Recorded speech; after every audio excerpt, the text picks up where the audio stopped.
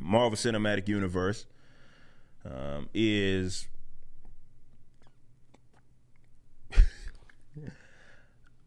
we're about to start getting ramped back up, right? Everything's, well, not everything, but depending on where you're at. But we're getting some reopenings. So Hollywood's kind of getting back, though a lot of them didn't stop, getting back to some full capacity in terms of like releasing of some of these films. Finally, Black Widow is about to come out, as an example. And I get asked so much, with email, super chats, during the show, talking about, hey, this character's coming up in the Marvel Cinematic Universe, or do you see this character coming in? How do you envision that they're going to implement this and all this sort of stuff? And it just gets me thinking about how that was the point, right? Like that was supposed to be the awesome thing about, I was going to be able to create so much content out of this, but the awesome thing about the growth of the Marvel Cinematic Universe was that we're definitely has longer periods of time just passed, right?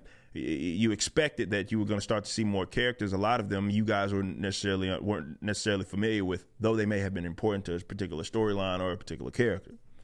So the idea is that a lot of people ask me about them. So, hey, you know about these comic books. What's going on? How do you feel that this is going to happen? And it's always cool, fun, theorize, and all that. But going into this next phase, I don't know, my excitement level is at a 0, if I can be completely honest. You guys have noticed, obviously, because you guys have called me on it, the lack of content based around even obviously current comic books, but also around the Marvel Cinematic Universe, right? We still haven't even done the Falcon Winter Soldier review. Haven't talked about Loki and stuff like that, which sounds unheard of considering how much of a comic book guy I am. But my enthusiasm for this shit is at a 0. It simply is at a 0 because I've grown bored and tired of the fact that activism is being prioritized by these guys that are creating this stuff. So that doesn't mean that every single movie or show is going to have some sort of social justice moment no. But when you prioritize that, we've talked about Kevin Feige, we've talked about Victoria Alonso and their comments and how, okay, this next phase, this next era is about diversity, representation, and all sorts of stuff, which tells me right then and there, you're not focusing on telling decent stories, and you're certainly not trying to, I guess, talk about the what happened in the books and adapt them is not even on your radar. Kevin Feige has said he doesn't even care about the comic books. And you have to understand, for you guys that watch me, or rather, you maybe not be as familiar with me, you have to understand, like, that's where I come from, right? I'm a comic book guy. This is why I don't care so much about, like, who the actor is. As long as they can act the role, they play the role they're believable in it, and they look like the character, or made to look like the character. That's all I care about. I don't care if they get someone off the street. Names don't impress me, all of that sort of stuff. Because what I'm looking for is an awesome live action adaptation for whatever character or groups of characters it is that they're using. So we know that we've gotten I've talked about a unique shoehorn of Captain Marvel. That seemed to be a big turning point, for example, a big indicator of what direction that they were going. You can look at that video. It's a long form video with the receipts in terms of how this was such a unique situation in terms of that character being placed into the Marvel Cinematic Universe. But what it was indicative of the direction that not only that they were going in, but what it is that they were going to be certainly prioritizing.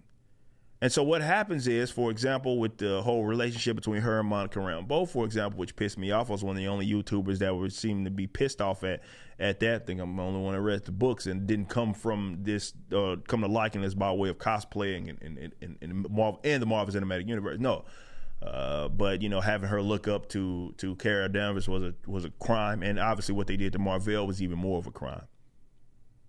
That doesn't mean you didn't have tokenizations or weird adaptations that happened prior to that, but that was what they did to Marvel. You're talking about the character that that was Marvel's first big graphic novel, and Death of Captain Marvel, and they just completely botched that situation and completely it's not Marvel.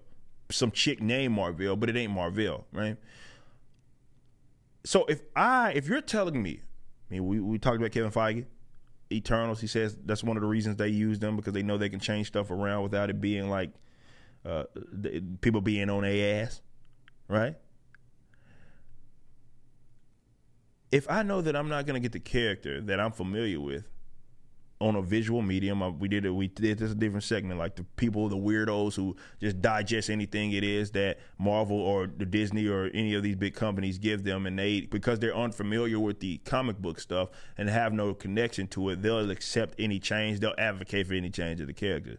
But me being the comic book guy through and through, if I know that I'm not going to get a character that I'm even remotely familiar with, as in, like, you don't even care to adapt that. It's just, it'll be a loose depiction. Maybe the character and name, maybe they'll have a similar power set, but that's it. Why would I get enthusiastic about that? And because they prioritize that over, and obviously the whole representation, diversity, that's like being the thing. It's not an organic thing. It's a thing that they are actually pushing for, which is why you have a bunch of line skipping in the Marvel Cinematic Universe for you guys that notice. It's like, who the hell are these? Like, why is Miss Marvel or Kamala Khan getting a show before all these other characters? Why is I believe it's actually been confirmed, of an Ironheart series? Who asked for that? This character was just created, man. America Chavez appearing in the like, there's line skipping. We just, these long lists of characters that we have not got, that obviously are way more prominent. We haven't got. Whoa, it's because they can check a box. So what you're gonna get is tokenization. We talked about all the redhead Titania and She-Hulk. Like, it's oh my God, these guys don't care to do accurate depictions. It's first and foremost, we need to check boxes, and how can we sell that box check? That's first, and then the story and everything else is second. So with that being said, what reason do I have to be enthusiastic about it? So is it dead on arrival? Is the Marvel Cinematic Universe, like, I know a lot of people say, oh, well, it died with Iron Man. Maybe. I don't know. But I tell you that much, I guess, I'm not enthusiastic about it. Not at all. I'm not enthusiastic about this at all. So, well, for those of you that always have wanted my thoughts on the Marvel Cinematic Universe and why there's been a decline and talk about that stuff, even though we're getting more content, it's because I'm bored of what it is that they're doing, because I can expect a storyline that I obviously don't care about, and they're prioritizing everything other than giving me a good, decent, solid adaptation of a character that I'm familiar with. So is it dead on arrival? I'd love to know your thoughts, y'all. Y'all let me know. You just watched a clip from my podcast, For Canon's Sake. Catch us live at 12 p.m. throughout the week over at youtube.com/YoungRipper59 and follow us over at odyssey.com/@YoungRipper59. If you want to watch the entire video cast after the show is over, just be sure to become a member on the YouTube channel. Of course, the full audio portion of the podcast is available for free on all major digital platforms, or just visit forcanonsake.com.